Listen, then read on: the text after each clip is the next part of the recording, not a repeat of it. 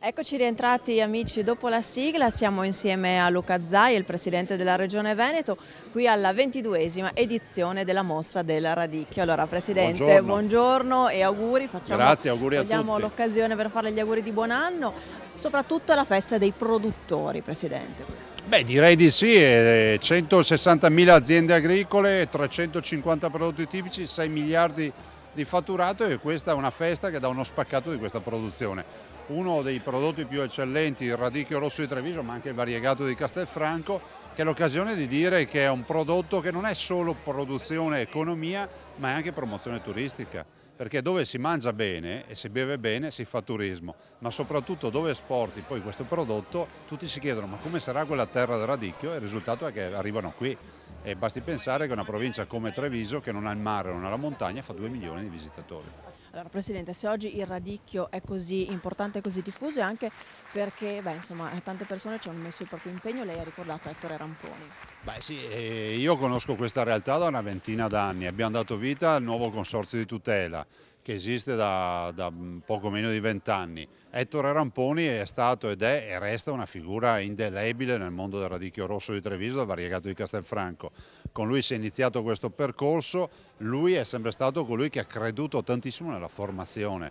Penso che siano forse centinaia, decine di migliaia i ragazzi delle scuole che hanno avuto modo di conoscere Ettore, il quale ha spiegato tutte le fasi di lavorazione dal campo all'acqua ghiacciata dell'inverno, quindi le 7 fasi del radicchio e quindi ha fatto un'educazione alimentare unica nel suo genere. Presidente, uno sguardo a quello che sta succedendo a Roma. Sappiamo che è in discussione la riforma del titolo quinto, oggi i giornali riportavano così una notizia per cui lei vorrebbe che il Veneto diventasse una regione a statuto speciale. Ma guardi, per fare il Veneto regione a statuto speciale, o meglio ancora per dire Belluno ha diritto alla sua autonomia, bisogna fare una cosa, modificare la Costituzione. La modifica della Costituzione non la fa la Regione, non la fa il Comune, non la fa la Provincia, ma la fa il Parlamento, cioè Roma. Siccome c'è una contemporaneità, c'è un'occasione unica, si sta modificando la Costituzione in queste ore, io dico per quale motivo nell'articolo 116 della Costituzione, al primo comma c'è scritto ci sono i nomi delle regioni che sono a statuto speciale. Dico aggiungete anche il nome del Veneto, quindi Veneto, Friuli, Val d'Aosta, Sicilia, Sardegna e quello che è. E io dico che se così accapitasse noi avremmo 9 decimi delle tasse che restano sul nostro territorio come accade in Trentino Alto Adige. Non possiamo non parlare dei fatti di Parigi, Presidente. Pensavamo di riuscire ad esportare la nostra democrazia, invece capiamo che così non è stato. Guardi, questi sono delinquenti, sono dei criminali, le persone ammazzate, i feriti e tutto quello che è accaduto. E non mi rifiuto di pensare che si possa, in nome di una religione, andare a ammazzare persone in giro per il mondo. Criminali sono e come criminali vanno trattati. È giusto non generalizzare. Questo è fondamentale dirlo, però è altrettanto vero che è fondamentale, proprio perché non si cada nella generalizzazione, che tutte le rappresentanze islamiche prendano posizione contro questi fatti. Lo hanno fatto in molti, lo facciano tutti quelli che si ritengono moderati, perché questo è un grande segnale.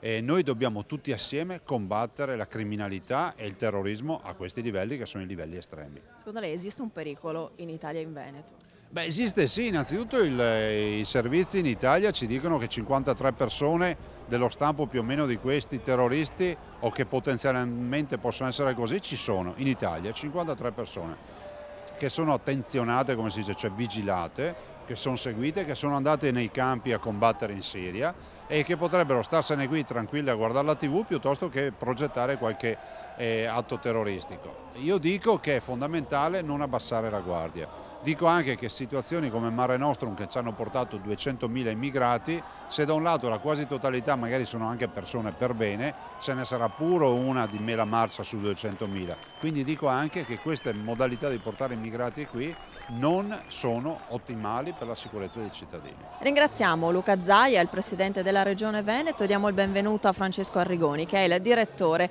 di Oppo Veneto. Oppo Veneto che come ogni anno è presente qui all'interno della mostra del radicchio di Treviso di Zero Branco. Allora direttore, ci siamo visti non molto tempo fa, proprio esatto, in magazzino, mancava pochissimo a Natale, ci rivediamo con piacere dopo queste feste, vogliamo sapere il radicchio come è andato in questo periodo natalizio, se ne è venduto? Beh, direi molto bene, abbiamo avuto grandi soddisfazioni.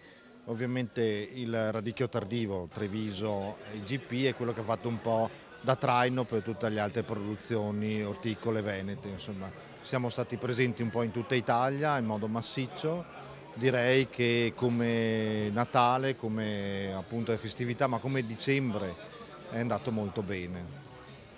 Direttore, questo sappiamo è il periodo naturalmente del radicchio. In commercio non troviamo solamente quello di Treviso, vero? No, troviamo il radicchio di Castelfranco, IGP, il radicchio variegato di Castelfranco, il radicchio di Chioggia, IGP e il radicchio di Verona, IGP. Il radicchio precoce di Treviso invece è una produzione che termina verso metà novembre, insomma, quindi è finito. Noi offriamo tutti i prodotti a marchio IGP appunto per distinguerci dalle altre zone di produzione, dagli altri competitor. Ed è una cosa che chiediamo anche ai nostri produttori di investire nelle loro produzioni, nelle produzioni tipiche, perché è il modo per garantirgli un reddito anche in futuro. Insomma. Quindi è importante che i produttori certificano il proprio prodotto, sono sempre di più, vero? Sono sempre di più, abbiamo sempre più prodotto certificato perché è proprio il mercato che anche i nostri stessi clienti chiedono qualcosa per distinguersi dal prodotto di massa, dal prodotto estero. Chiedono un marchio, qualcosa che li riconosca rispetto a un supermercato normale. Insomma. Gusta la differenza, non a caso c'è questa nuova campagna, no? Qua ci viene in aiuto anche il Ministero con un progetto ad hoc per la promozione dei prodotti tipici che noi abbiamo trasmesso ai nostri clienti, ai nostri supermercati della zona che vogliono e credono in questo prodotto e quindi troveranno questo cartello appeso nel punto vendita che fa richiama un po' il territorio, l'originalità, la tipicità, la bontà dei nostri prodotti. Non manca molto a Fruitologistica di Berlino, una delle più importanti fiere del settore ortofrutticolo. Sarete presenti naturalmente, con quali prospettive? Ci presentiamo con tutti i nostri radicchi, ovviamente come elemento di punta, però diciamo che all'estero non possiamo presentarci solo come Veneto, dobbiamo presentarci un po' come Italia, come prodotti tipici un po' tutti italiani. È chiaro quindi che ci rivolgiamo non solo agli operatori commerciali, l'ingrosso, ma anche e soprattutto a coloro che servono il catering perché possano valorizzare i nostri prodotti tipici nel modo più adeguato.